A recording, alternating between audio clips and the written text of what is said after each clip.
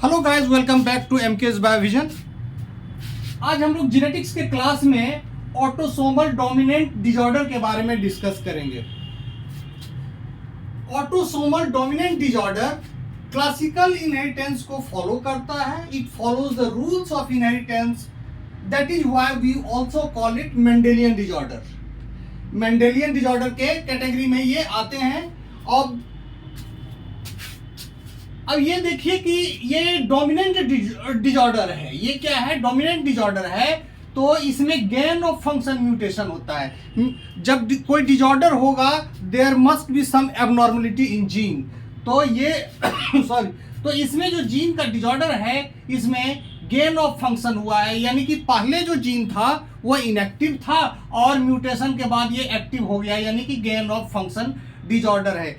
ये जो active gene हुआ है, ये अपने आप हुआ है, ये अपने आप होता है। इसके क्या कारण है हम लोग बाद में डिस्कस करेंगे। ये स्पोरेडिक खुद अपने आप होता है। अब जब ये डोमिनेंट जीन के कारण होता है, तो डोमिनेंट होमोजाइगस और हेट्रोजाइगस कंडीशन में जो पर्सन होंगे वो अफेक्टेड होंगे, और होमोजाइगस रिसेसिव जो होगा वो नॉर्मल होगा। इस तरह से हम देखते हैं कि क्रॉस का रिजल्ट क्या आएगा। ये जो यदि हम होमोजाइगस डोमिनेंट को होमोजाइगस रिसेसिव से क्रॉस कराएंगे तो 100% जो होगा वो अफेक्टेड होगा, क्योंकि सारे के सारे हेट्रोजाइगस होंगे और हेट्रोजाइगस जो है वो अफेक्टेड है। हेट्रोजाइगस और हेट्रोजाइगस को क्रॉस कराएंगे तो 75% अफेक्टेड होगा। 25% जो होगा वो होमोजाइगस रिसेसिव होगा, जो कि नॉर्मल होगा, तो 75% अफेक्टेड होगा। ये हेट्रोजाइगस और होमोजाइगस रिसेसिव को कराएंगे तो ये 50% अफेक्टेड होगा, 50% अफेक्टेड होगा। और होमोजाइगस रिसेसिव और होमोजाइगस रिसेसिव को क्रॉस कराएंगे तो ये सारे के सारे नॉर्मल होंगे। तो ये जो बेस्ट सिचुएशन है यही है कि ये एक भी डोमिनेंट जीन नहीं रहना चाहिए, otherwise the person will get affected. उस पर्सन है एक भी डोमिनेंट जीन होगा तो डिजीज उसको हो सकता है। अब इसके पेडिग्री को हम देखते हैं कि male and female equally transmit the disease and male and female are equally affected by the disease.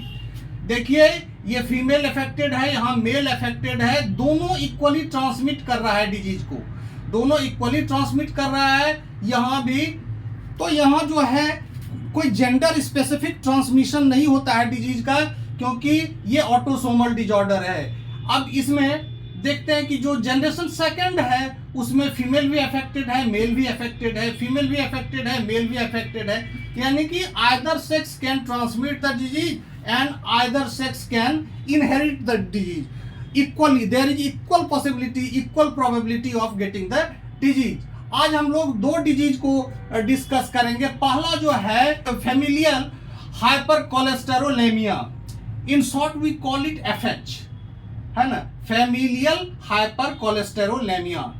ये जो एफएच डिजीज है, ये क्या करता है कि किसी का फैमिली हिस्ट्री रहता है कि जिसमें मोटापा ज़्यादा होता है और हार्ट अटैक का रिस्क भी ज़्यादा होता है, तो वो फैमिली हिस्ट्री उसमें ये जो डिजीज है इसी में म्यूटेशन के कारण होता है। High level of cholesterol, cholesterol जो बैड कोलेस्ट्रॉल है उस हम लो डेंसिटी लिपिड कहते हैं। तो लो डेंसिटी लिपिड के जो रिसेप्टर होते हैं, जिसके जीन क्रोमोसोम नंबर 9 पर पाए जाते हैं, एक बैड कोलेस्ट्रॉल है जो हमारे ब्लड में यदि वो जमा होता है, उसका लेवल बढ़ता है, तो ये हार्ट अटैक के रिस्क को बढ़ाता है और ओबेसिटी भी बढ़ाता है, क्योंकि इसके कारण क्या होता है कि इस कोलेस्ट्रॉल का एडिपोज टिश्यू में या फिर लीवर के सेल्स के अंदर इसका ट्रांसपोर्ट नहीं हो पाता है, क्योंकि ये रिसेप्टर के द्वारा ही ट्रांसपोर्ट होता है इसका। तो ये रिसेप्टर में यदि डिफेक्ट रहा तो एलडीएल यानी कि बैड कोलेस्ट्रॉल की मात्रा ब्लड में बढ़ जाती है और इस वजह से हार्ट अटैक का रिस्क बढ़ जाता है। इसके कई कारण हो सकते हैं, एक जंक फूड या फास्ट फूड खाने से भी ये होता है, और दूसरा जो है ये जेनेटिक इसका प्रीडिस्पोजिशन भी है, यानी कि फैमिली हिस्ट्री में किसी को हुआ है तो कोलेस्टेरोलेमिया हो सकता है। ये बहुत ही कॉमन डिजॉर्डर है। खान पान से लेकर जेनेटिक कारण इसके होते हैं। 1000 में से 4 आदमी को ये होता है, तो ये काफी कॉमन है। अब इसको हम कैसे देखते हैं, इसको पहचान सकते हैं कि यदि आपके फैमिली में किसी के आईब्रो और आई के बीच में जो ये इस तरह का यदि स्वलन पार्ट है, इस तरह का ये उभरा हुआ हिस्सा है, तो इसका मतलब है कि यहाँ कोलेस्ट्रॉल का डिपोजिशन हुआ है। ये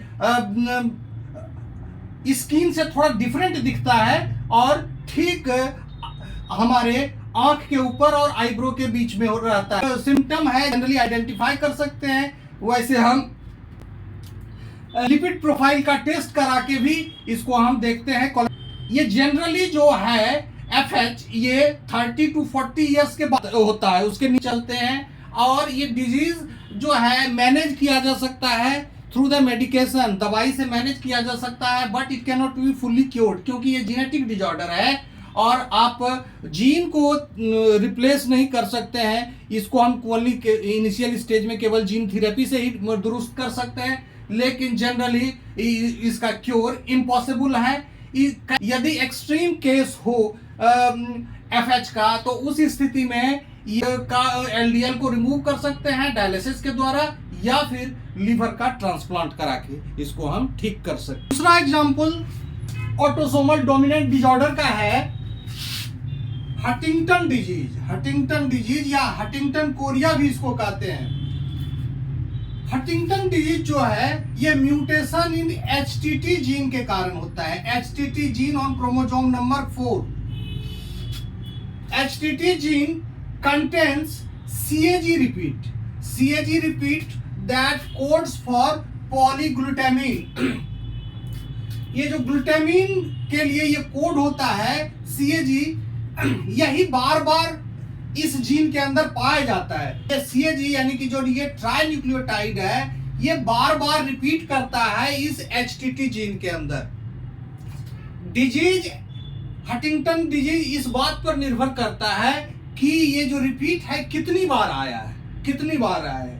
यदि ये रिपीट को हमने n नंबर दिया है, n number of repeat is 27 to 35, यदि 27 to 35 है तब वो पर्सन सेफ है, उसमें ये इस डिजीज के सिम्टम नहीं आएंगे।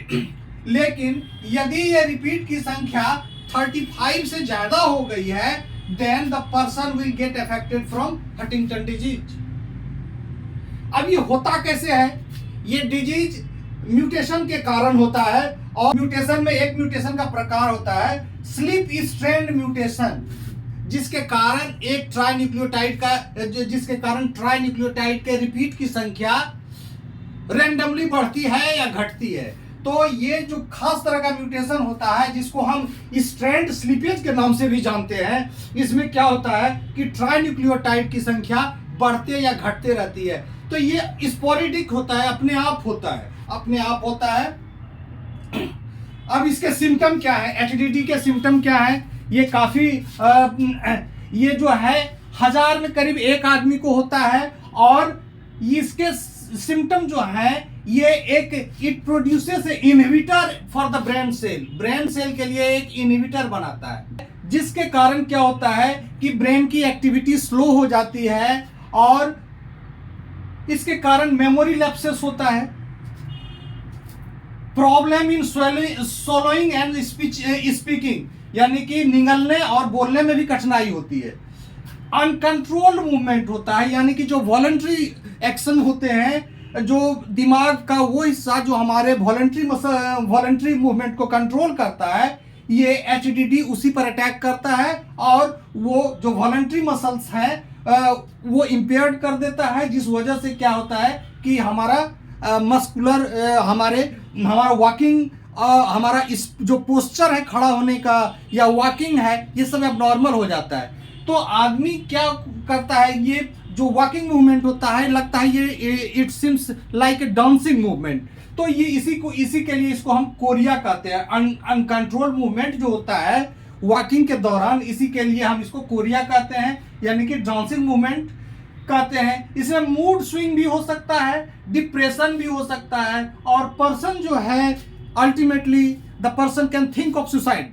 तो ये अल्टीमेट डिप्रेशन का केस हो सकता है। It is less common in comparison to the familial hyper cholesterolaemia.